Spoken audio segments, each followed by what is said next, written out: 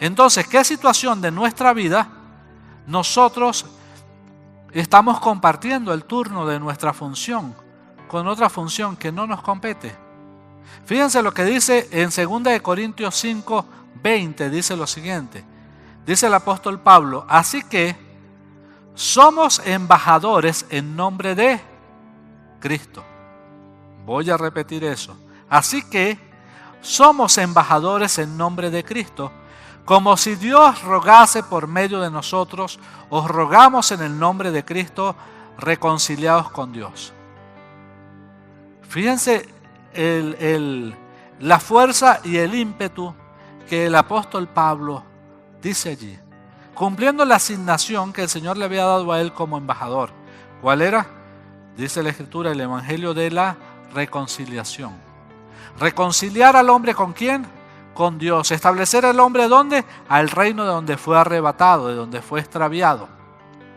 Ese era el propósito de Cristo, establecernos a nosotros en ese reino. Y ese propósito no ha cambiado. No ha cambiado en lo absoluto. Nosotros, nuestra función delante de este reino es clamar al mundo, predicar a Cristo y decirle a toda la gente que está allá afuera, reconciliados con Dios.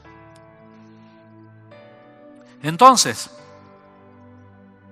la Escritura también habla, una de las características de un embajador es que también es un mensajero. Él representa al reino que él envía en el otro país y es el que a través de él, el cual envía su mensaje. Y eso era lo que el apóstol Pablo decía allí. Hoy seguimos siendo mensajeros, ¿para qué? Para anunciar las virtudes de aquel que nos llamó ¿de dónde? De las tinieblas a la luz admirable. Entonces, una de las cosas que nosotros tenemos que tener claro son nuestras razones, ¿sí?, por las cuales nosotros somos embajadores. Nosotros somos embajadores, ¿por qué? Porque la figura de embajador hace referencia a una persona enviada a un país extranjero para representar los intereses del reino que los envió. Entonces, las naciones y los reinos de la tierra tienen su embajada y sus representantes en territorio extranjero. Esa embajada es como si fuera un pedacito de su país en otro territorio. Así que en tiempos de guerra, muchos llegan a la embajada pidiendo refugio y protección.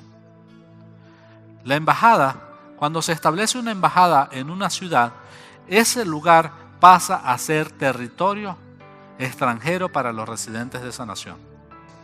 Nuestro cargo de embajador en esta tierra obedece a una asignación de nosotros como hijos, ¿sí? No obedece, es por ello que mis motivaciones no están dirigidas por mis intereses, sino por los intereses de mi Padre, ¿sí? Es decir, que mi asignación de embajador no está motivado por mis propios intereses, sino por los intereses de aquel que me envió, y el que nos envió a nosotros ¿es quién? Es Cristo. Dígalo conmigo, el que nos envió es Cristo. Entonces, la nación santa que somos nosotros y a la cual representamos tiene su propio lenguaje, su propio sistema de justicia, su propia economía, su propio sistema educativo y su propia escala de valores.